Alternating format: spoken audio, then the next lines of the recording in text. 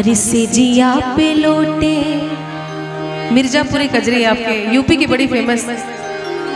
से जिया पे लोटे काला नाग हो,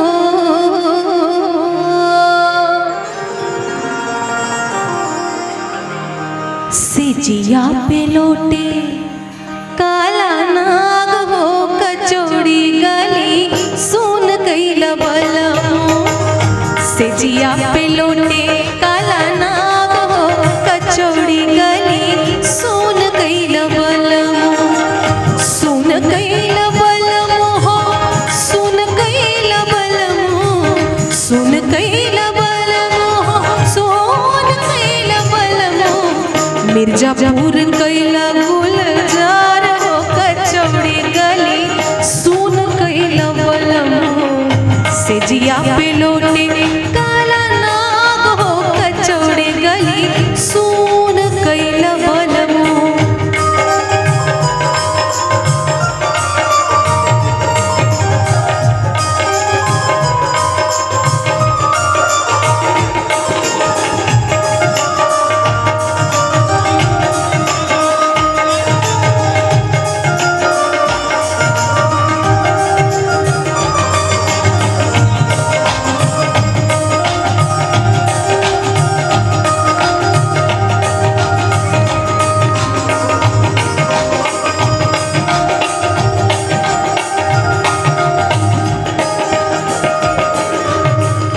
एही मिर्जापुर से उड़ले जहाजिया,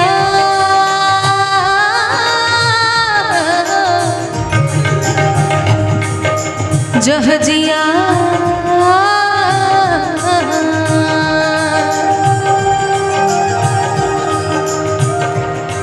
हाँ, एही मिर्जापुर से उड़ले जहाजिया, एही मिर्जापुर से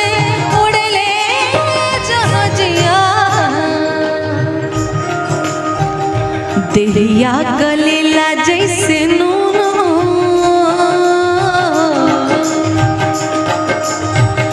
देहिया गलेला जैसे नून हो, कचौड़ी गली सुन कैला बलमो। से जिया पे लोटे काला नाग हो, कचौड़ी गली सुन कैला बलमो।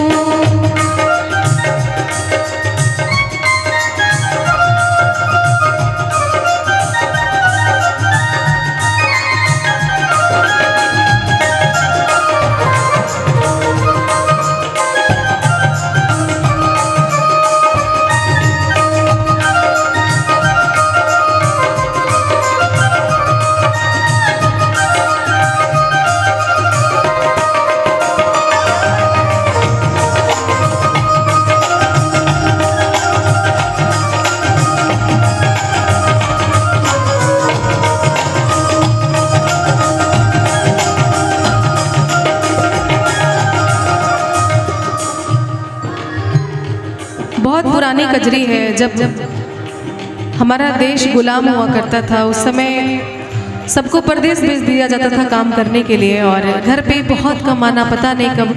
तो घर की जो महिलाएं बड़ी चिंतित और ना चाहते हुए भी दूर जाना पड़ता था, भेजना पड़ता था। हाँ पिया जी,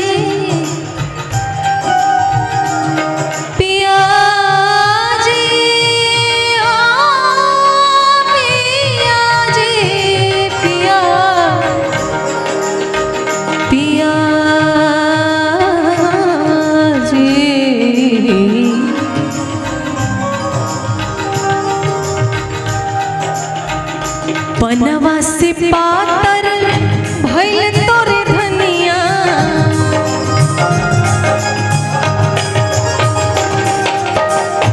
बनवा से पातर भइल तोरे धनिया।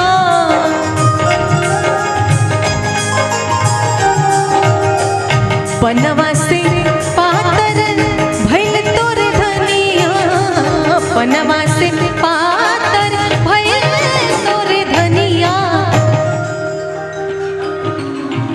भइल सवनवा में जून हो,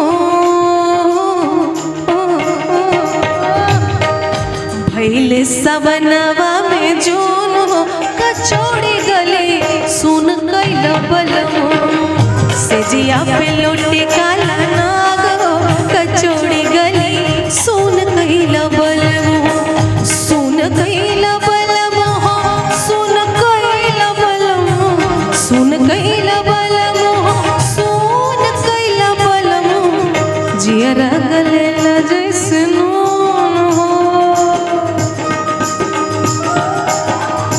मिर्जापुर कैला गुले जा रहो कचौड़ी गली सुन कैला बलम से जिया पे लोटे काला नाग हो कचौड़ी गली सुन कैला बलम से जिया पे